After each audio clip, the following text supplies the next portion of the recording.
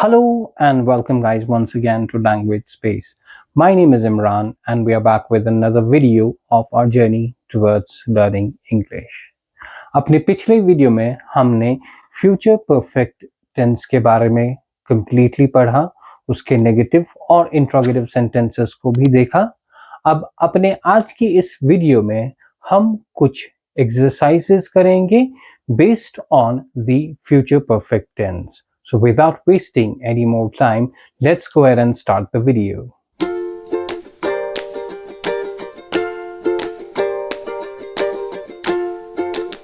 Now these are some of the exercises जो हम आज solve करेंगे अपने इस वीडियो में, ताकि हमें एक better understanding मिल सके कि future perfect में sentences कैसे बनाए जाते हैं. Now the first sentence जो यहाँ पे है, they dash build the new bridge by the end of this year. Okay अब क्योंकि इसको थोड़ा सा समझना शायद आपको डिफिकल्ट लगे, इसलिए हम इसको रिलेट करते हैं with our real life.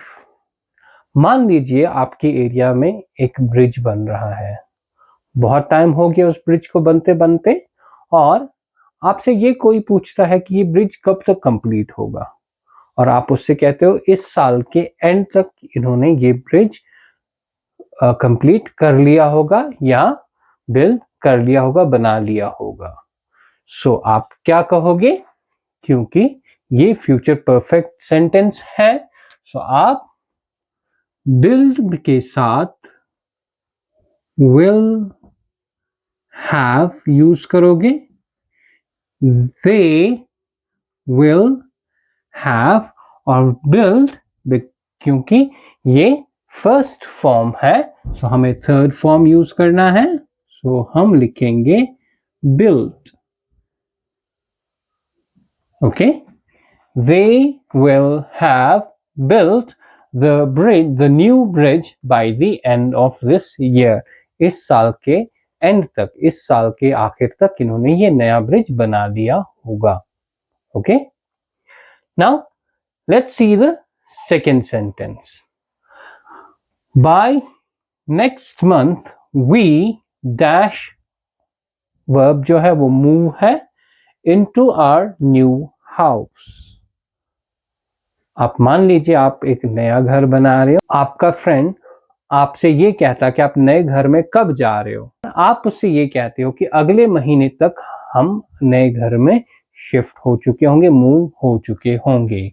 So by next month we, क्योंकि ये परफेक्ट है, will have moved. Third form use होगा.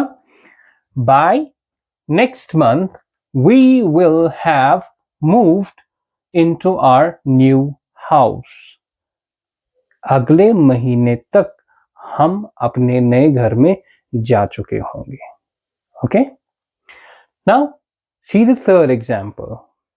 you dash, वर्ब जो है वो है learn all the grammar rules by the end of this course. इस कोर्स के एंड तक आप ग्रामर के सारे रूल सीख चुके होंगे. And it's a promise, by the end of the course आप ये सीख चुके होंगे. कोर्स खत्म होने तक आप ये सारे रूल्स ग्रामर के सीख चुके होंगे. So you will say you will have learned. You will have learned all the grammar rules by the end of this course.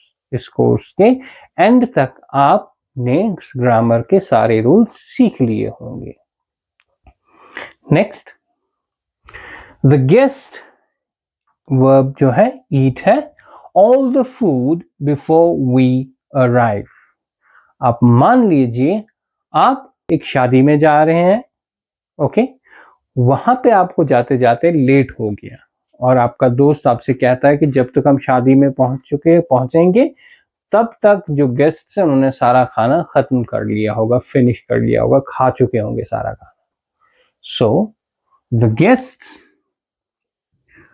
will have eaten.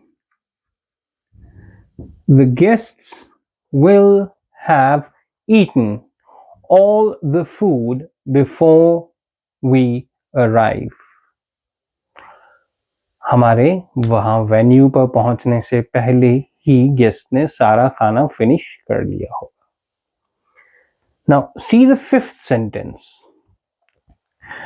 The train dash leave before we reach the station. आपको station जाना है लेकिन late हो गया और आप अपने दोस्त से कहते हो कि जब तक हम स्टेशन पहुंचेंगे ट्रेन जा चुकी होगी तब तक. So the train will have left. The train will have left before we reach the station. हमारे स्टेशन पहुंचने से पहले ही ट्रेन जा चुकी होगी. And Anjana dash her classes by the time we meet her. Anjana ने अपनी क्लासेस खत्म कर लिए होंगे हमारे मिलने से पहले या जब तक हम उससे मिलने पहुंचेंगे या जब तक हम उससे मिलने जाएंगे. सो Anjana will have completed her classes by the time we meet her. So ये कुछ exercises हैं based on the future perfect tense. Now let's do some exercises using the future perfect in negative form. Now ये कुछ और sentences हैं जो हम future perfect में convert करेंगे, लेकिन इस बारी हम negative sentences का use कर रहे हैं. So first sentence says Rishabh, verb जो है हमारा speak है about the project before we tell him. Rishabh तब तक प्रोजेक्ट के बारे में बात नहीं करेगा या उसने बात नहीं की होगी जब तक हम उससे नहीं कहेंगे. सो अब क्योंकि ये नेगेटिव सेंटेंस है, ऋषभ will not have और won't have spoken. अब मैं इसमें कॉन्ट्रैक्शंस यहाँ पे यूज कर रहा हूं. आप चाहे तो डायरेक्टली will not have भी लिख सकते हो, चाहे तो won't have भी लिख सकते हो. ऋषभ won't have spoken और इस won't और will not की वजह से ये एक नेगेटिव सेंटेंस बन जाता है. The rain stop is the verb by the time we leave the office. बारिश नहीं रुकी होगी जब तक हम ऑफिस से जाएंगे. The rain won't have stopped. The rain won't have stopped before by the time we leave the office. बारिश नहीं रुकी होगी जब तक कि हम ऑफिस से निकलेंगे. Next, I dash eat verb है यहाँ पे. The cake before you ask me. मैं केक तब तक नहीं खाऊंगा जब तक आप मुझसे नहीं कहोगे या आप मुझसे नहीं पूछोगे. I won't have eaten. I won't